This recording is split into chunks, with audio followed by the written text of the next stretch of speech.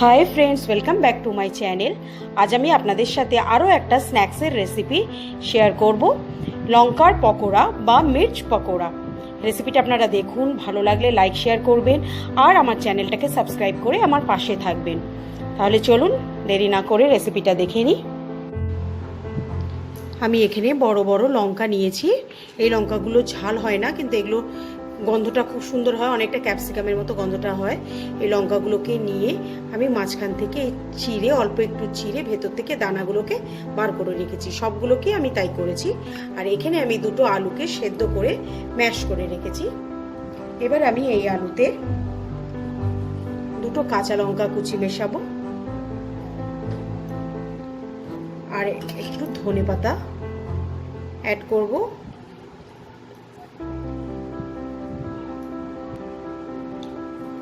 অল্প একটু নুন অ্যাড করব, হাফ টিস্পুনের মতো হলুদ দেব, 1 টিস্পুন আমি আমচুর পাউডার দেব, 1 টিস্পুনের মতো ভাজা মশলা অ্যাড করব। ভাজা মশলার মধ্যে রয়েছে গোটা জিরে, গোটা ধনে আর একটা শুকনো লঙ্কা, যেটা কিনা আমি শুকনো খোলায় ভেজে হাফ ডাস্ট করে রেখেছি। এবার এগুলোকে খুব ভালো করে আমি হাত দিয়ে মিশিয়ে নেব।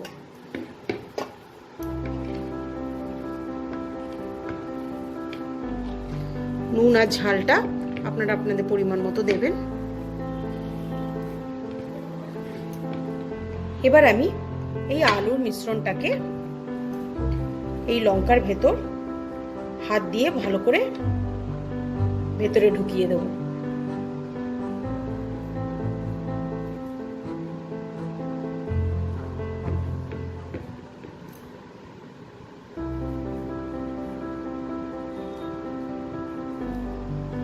এইভাবে আমি সবগুলো লঙ্কা ভেতরে আলু ভরে নেব। সবগুলো লঙ্কার ভেতরে আমি আলুর পুরটাকে ভরে নিয়েছি। এবার আমি বেসনের গোলাটাকে তৈরি করে নেব। এখানে আমি হাফ কাপের মতো বেসন নিয়ে নিয়েছি। এবার এতে 2 টেবিল স্পুন আমি চালের গুঁড়ো অ্যাড করব। এই চালের গুঁড়োটার জন্য বাইরের লেয়ারটা খুব বেশি ক্রিস্পি হবে, যেটা কিনা খেতে ভালো লাগে। পরিমাণ মতো হলুদ দেব, হাফ টিস্পুন কালো জিরে দেব, 1/4 টিস্পুনের মতো একটু লঙ্কা গুঁড়ো দেব আর 1 টিস্পুন আমি আদা রসুন বাটা দেব। আর এতে অল্প নুন মেশাবো। খেয়াল রাখতে হবে ওটার পুরের ভেতর, লঙ্কার পুরের ভেতর আলুতেও আমি নুন দিয়েছি, ওই জন্য নুনটা বুঝে দিতে হবে। এবার এটাতে অল্প অল্প জল অ্যাড করে আমাকে একটা ঘন ব্যাটার তৈরি করে নিতে হবে। ব্যাটারটা খুব বেশি পাতলা হবে না, পাতলা হলে লঙ্কার গায়ে কোট করতে পারবো না আমি। এই জন্য ব্যাটারটা একটু ঘন করে নিতে হবে।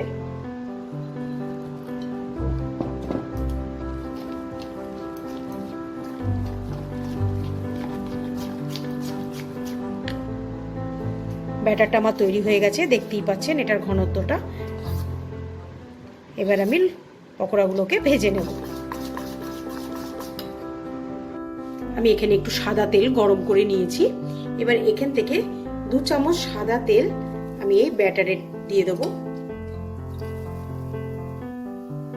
দিয়ে এটাকে আর একটু মিক্স করে দেবো ব্যাটারটাকে।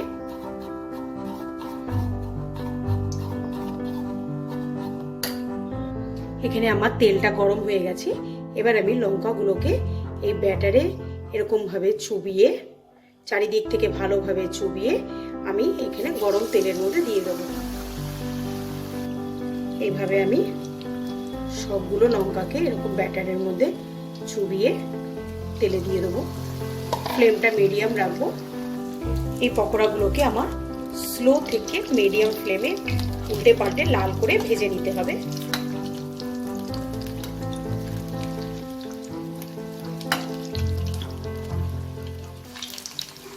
এই লঙ্কার বড়াগুলো আমার ভাজা হয়ে গেছে, এরকম লাল করে আমাকে ভেজে নিতে হবে।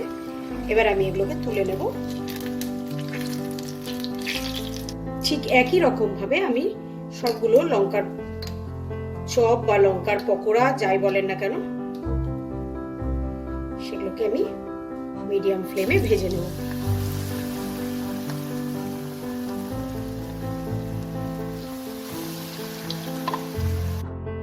লঙ্কার পকোড়া বা মির্চ পকোড়া আমার সার্ভিংয়ের জন্য একদম রেডি। এটা আপনারা সন্ধ্যের চায়ের সাথে বা মুড়ির সাথে সার্ভ করতে পারেন। রেসিপিটা কেমন লাগলো আমাকে কমেন্ট সেকশনে লিখে জানাতে ভুলবেন না। আজকের মতো বিদায় জানিয়ে শেষ করছি। বাই।